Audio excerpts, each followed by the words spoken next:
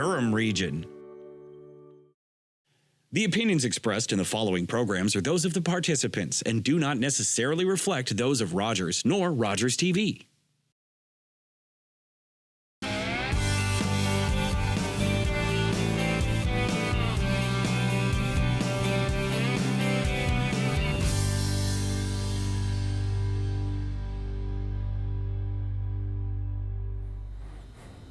Welcome to Mindvine, the mental health show presented by Ontario Shores Centre for Mental Health Sciences. I'm your host, Daryl Mathers, and today we are talking youth mental health. It is estimated 1.2 million children and youth in Canada are affected by mental illness, yet less than 20% will receive appropriate treatment. That's an alarming statistic, as 70% of mental health problems have their onset during childhood or adolescence. To discuss youth mental health and how we can help young people is Dr. Nadia Dussault, a psychologist from our adolescent program at Ontario Shores. Welcome, Dr. Dussault. Hi, thank you, Daryl. To start the conversation, maybe you can tell us a little bit about some of the common mental health issues facing young people.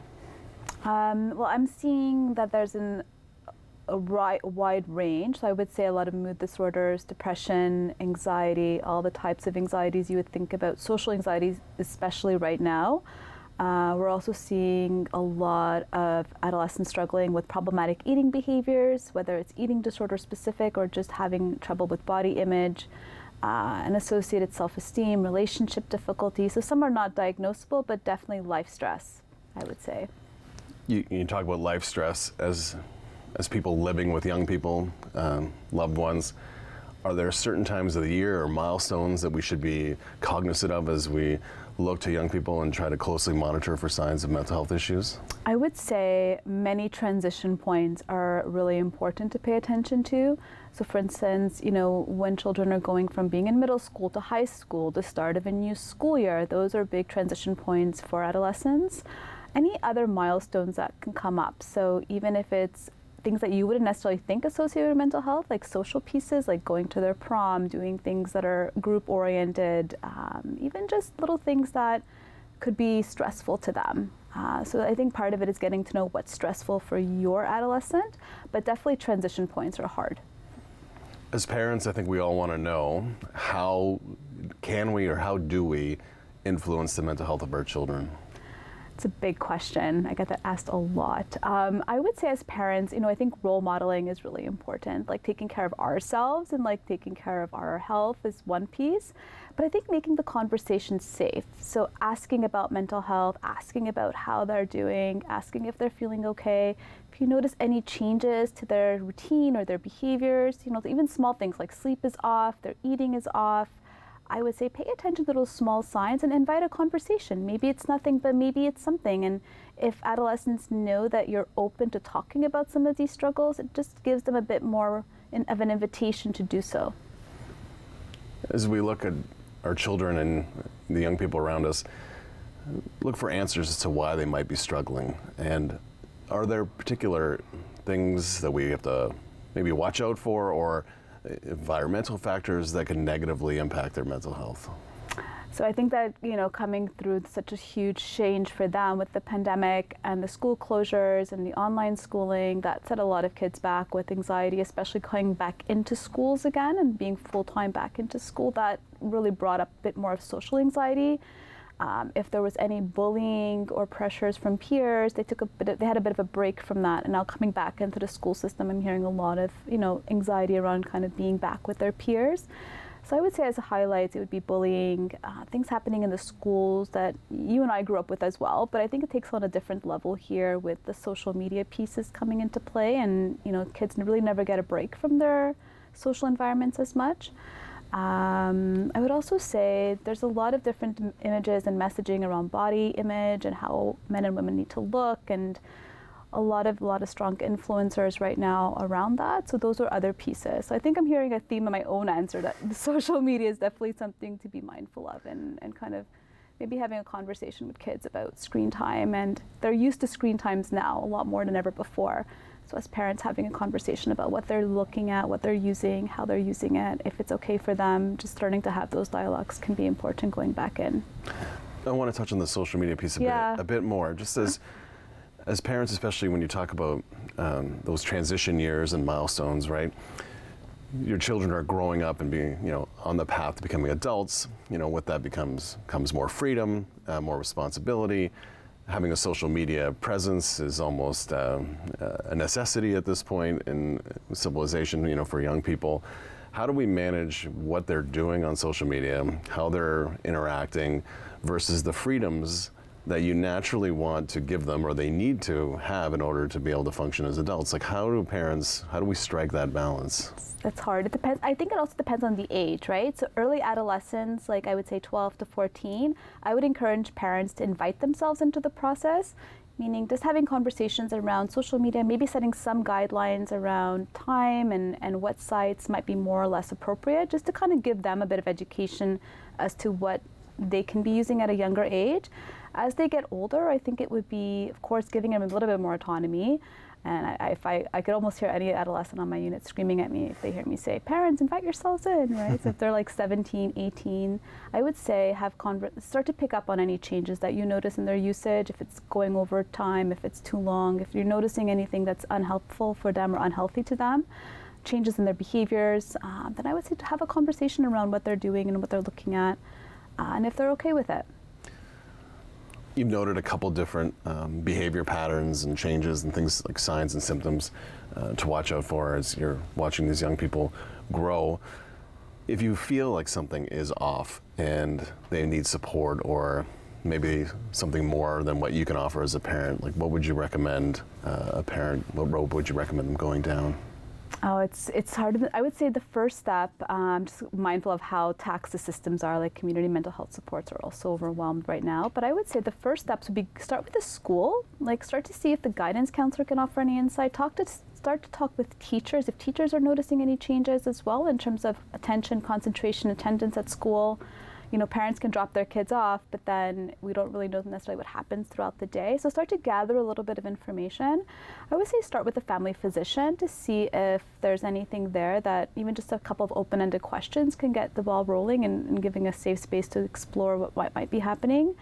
And then maybe from that point on, seeing if there's even an independent counselor or therapist, social worker, psychologist, even a CYC worker, just to kind of have a sit down and kind of have an open conversation or just sort of see an objective set of eyes in to kind of gauge whether your adolescent is struggling. As we get close to the end of our time, I just want to ask you in closing, why is it important that we address any of these mental health issues in childhood and adolescence? It's so important. And I think that they have the tools, like at a young age, if we can give them tools to deal with whatever it is that's coming up. And some of it is out of their control, right? It could be a genetic predisposition, it could be environmental, it can be both. It just gives them a chance to recover. It gives them a chance to finish their school. It gives them a chance to go into higher education. It gives them a chance to kind of build the tools they need to recover as an adult. Oh. Thank you, Dr. Dusso. The conversation continues as Julie Van Hardingsveld welcomes Chelsea, a former adolescent patient at Ontario Shores that received the help she needed to move forward in her life. She shares her story next.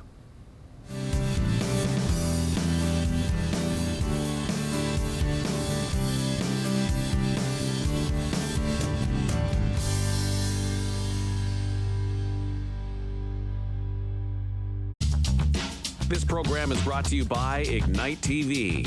Now you're in command.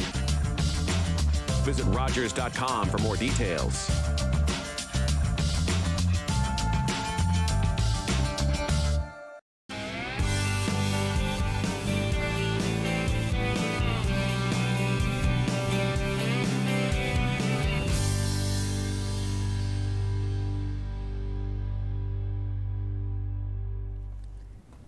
Welcome back. I'm Julie Van Hardingsveld, External Relations Specialist at Ontario Shore Centre for Mental Health Sciences, and I am so pleased to be your co-host today.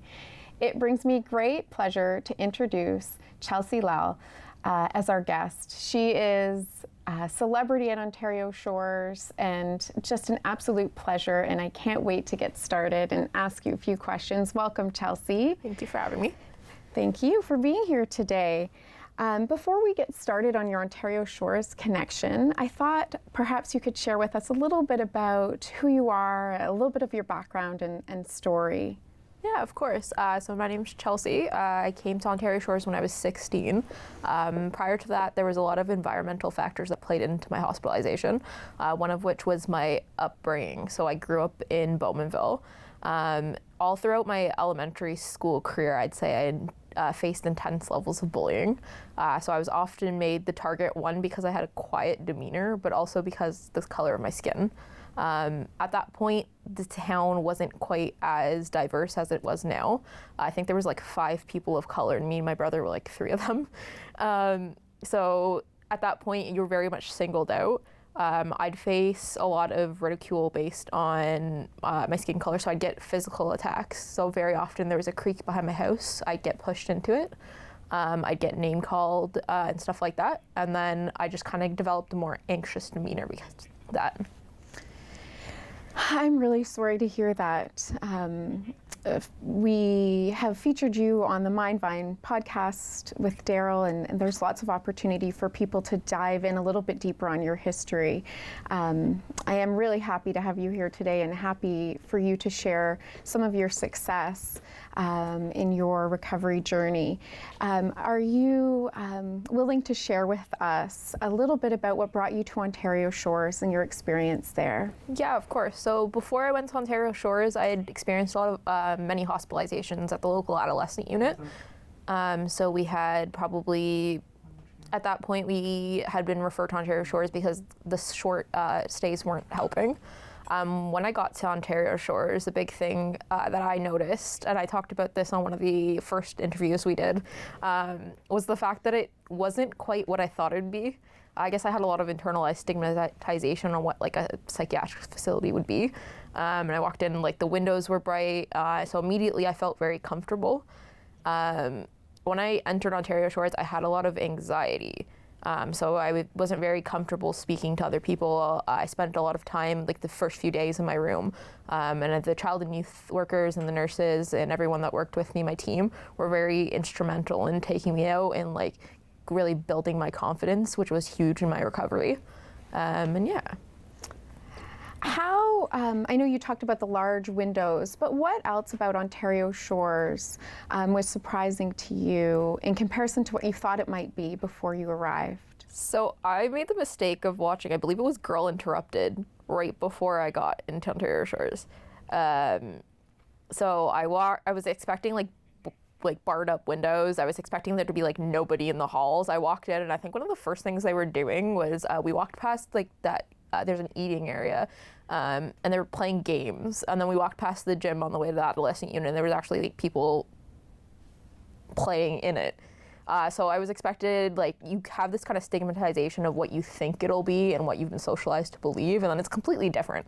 Like, people are happy, people are getting in recovery, so it's not at all what you thought it would be. Thank you for that. So I'm just going to go back a little bit. You had mentioned that you started to experience some bullying in school, which eventually led to some anxiety. What was the turning point in your mental health that moved from anxiety to possibly requiring a more sophisticated level of care? So that would have been high school. When you're entering high school, you're going through a lot of things. So when you have that social aspect, but you also have that biological aspect, you're going through puberty, there's a lot of changes happening. And I think as soon as I entered grade 9, I want to say by not even the winter semester, we knew we needed a more sophisticated level of care. I began self-harming. I couldn't cope with everything around me. And then suicidal ideation came. And I noticed that when I would get more anxious, I would get more suicidal. So it was definitely like a combo. After a couple of attempts, it became clear to, especially my parents, that the short stays weren't helping. So at that point, we realized we needed more help. Definitely. I'm really glad that you got that help. Question, if for those who may have a loved one, a child perhaps, or maybe someone in their family, what were some of the symptoms that you were exhibiting early in life or earlier in early teens or later on that indicated that you required some extra support with your mental health? I think looking back on it, one of the first symptoms that appeared would be the fact that I kind of stepped away from everything I liked. So I went from being a person that was involved in extracurriculars to school to when I started high school, I was very much like by myself. I stopped going out with my friends, so we would go out and play at the park or like hang out at the park or stuff like that. I stopped doing that. And then I stopped going to school. So the big one was I was tired all the time, and it didn't start as me stopping going to school. It started as me coming home from school and then taking naps. And then I would always have like an excuse why I couldn't go to school. So whether it was a stomach ache or I was feeling sick, but I was really just not having the energy to get out of bed. So then it kind of snowballed after that. What advice do you have for whether it be someone experiencing those symptoms or, again, the family member or loved one who is witnessing someone that they care about having those similar symptoms? What advice do you have for them? I think the first piece of advice I would give them would be, it seems overwhelming now, but looking back on it, the people that supported me, I have intense levels of gratitude for. So if you're sitting there and you're advocating for someone, it's something that sticks with you. It's also that there's hope, so always. There's always access to care, there's always resources. It kind of feels like when you're navigating the mental health system, especially as an adolescent, it's terrifying, you don't know what's going on. So you really look to those parental figures in your life for support. The one piece of advice I'd give to caregivers of adolescents is to keep them informed. So the big thing about Ontario Shores was that I was always informed of my care. I always knew what medications I was taking and why. That's not something I was told before with my previous care.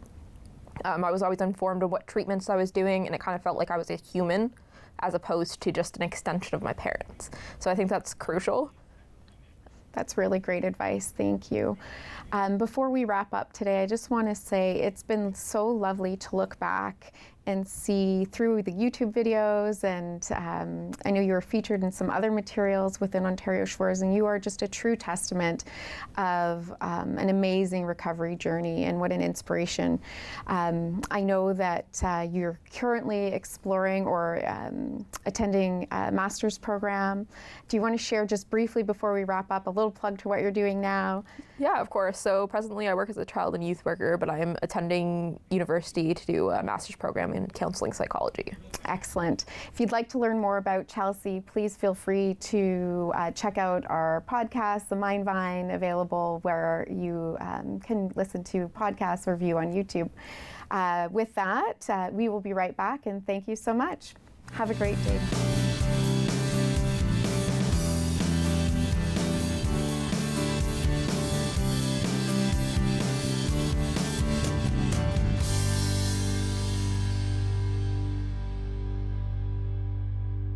Hello, I'm Rob MacArthur, host and co-producer of Helping Durham Region. Join us as we shine the spotlight on Durham Region residents that are making a difference by helping other residents. That's Helping Durham Region, only on Rogers TV Durham.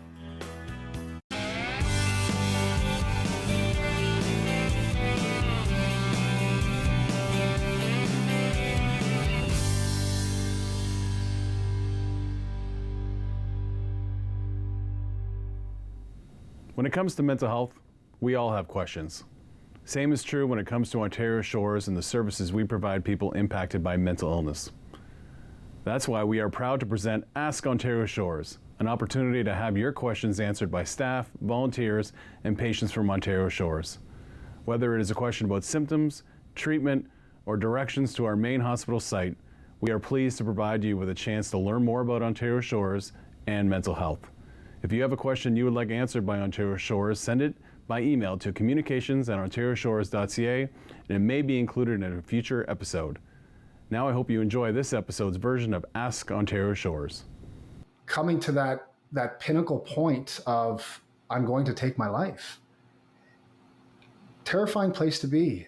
And I remember it very vividly, sitting in my plainclothes car. We were on surveillance, sitting there in tears in the dark on a cold Sudbury night. And that was it. I could not take it anymore. And my only option was to take my life. And to unload my gun and put it to my head, squeeze the trigger just to prime myself, and then load it, and sitting there with my finger on the trigger and tears rolling down my face. And thankfully, in that moment, I could not escape the vision of my daughter. And I refer to her as my angel because she saved my life. She really did. Because I could not fathom putting any trauma onto her. My goal that has been part of my journey is knowing that fitness and exercise have become a coping mechanism for me as well. Knowing that those endorphins and the serotonin that's secreted during a workout help me feel better. And being able to recognize that, you know, there's a parallel between physical and mental health.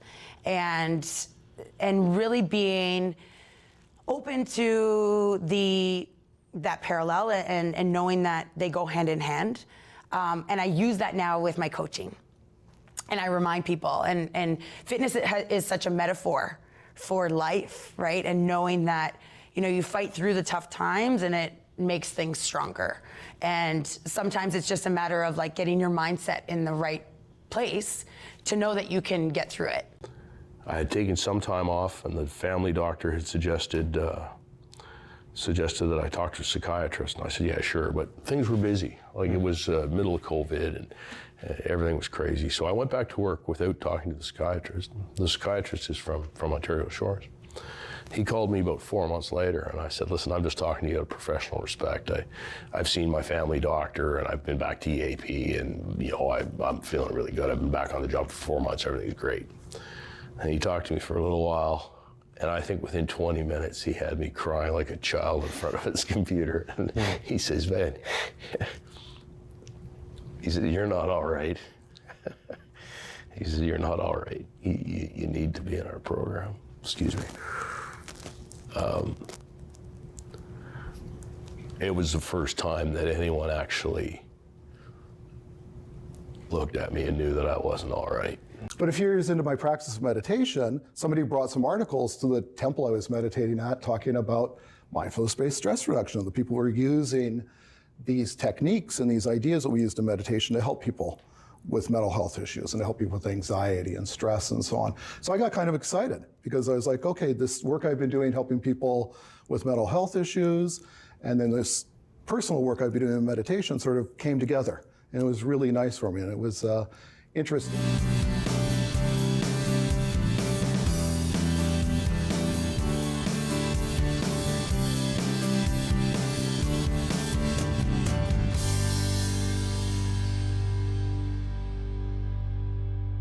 Knights of Columbus TV Bingo every Tuesday at 7 p.m. right here on Rogers TV with a guaranteed $5,000 grand prize jackpot on the full card winner. Every week, 7 p.m. Tuesdays, right here on Rogers TV.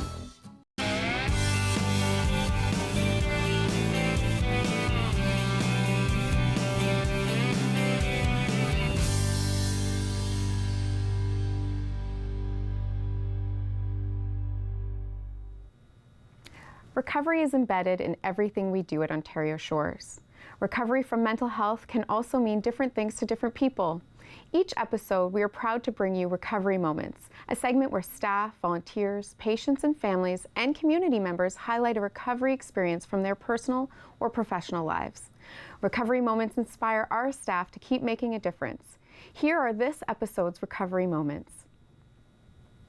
Vocational Services is really, it's a program that we have at Ontario Shores that where we help people with mental health to get back into the workforce. And part of that is helping them. There's a lot of things that we do where we will do things like resumes, cover letters, interview prep, the kind of standard things, but it's also career planning, exploring, finding out what our clients are looking for. And building them up, I think, a little bit too, to get them back into the workforce and believing in them. I've really enjoyed being back at work because there's just something about being productive that I gravitate to. I just love being productive. I don't like wasting time. And I feel like being at work is the opposite of wasting time. The kind of services we help with people with mental health, they're trying to get back in the workforce. There's a lot of confidence issues often. People can get into a bit of a hole. They can have, anxiety issues, of course, and I think, lack of success often can really make it very difficult for people to get back and get back to where they were or get to where they want to be. So I think what we do a lot of is we try to build confidence with people and help them through things, the planning. We believe that our clients can do well, and I think that's important, that somebody is helping them that way, right? Is somebody believing in them often helps them just the confidence to start moving forward. And I think that's part of what we do. Not only did vocational services help me find employment and keep a job, but they also helped me with my mental health. When I came to vocational services, I was very anxious. I was very unsure of myself, and I was slightly paranoid. And they were very good at helping me with coping with those issues. And now I'm not as anxious, I'm not paranoid, and I'm a lot more confident. Yeah, really, for vocational services, in terms of finding us, it's really, you can self-refer to Ontario Shores if you want to. Often you can talk to your doctor will refer you as well. If you contact us on your own, there's no barriers to it. We're here to help, and all you got to do is really just contact us and start the process. The best advice I could give to anybody is, never give up. Never give up, because, there is light at the end of the tunnel, and sometimes you got to go through hard times to get to good times. Actually, often you have to go through hard times to get to good times. I feel like if you just stick with it, and I feel like life can be a bit of a test, but if you just stick with it and you just keep doing what you're doing and trying your best, then things get better.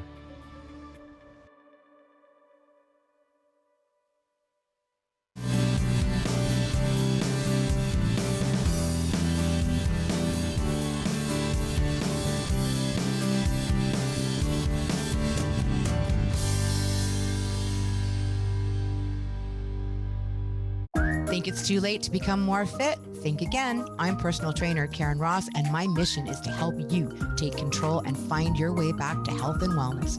Tune in to A Little Bit Fit with me, Karen Ross, here on Rogers TV.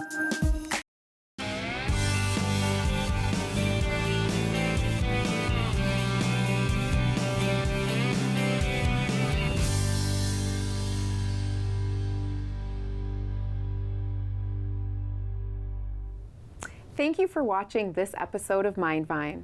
If you are in crisis and require emergency services, please visit your closest hospital emergency room or dial 911 to reach emergency medical services.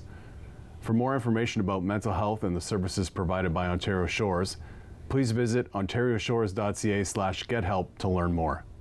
If you have a mental health story you would like to share or have recommendations for a topic of a future episode, please contact us by email at communications@ontarioshores.ca. Thanks for watching.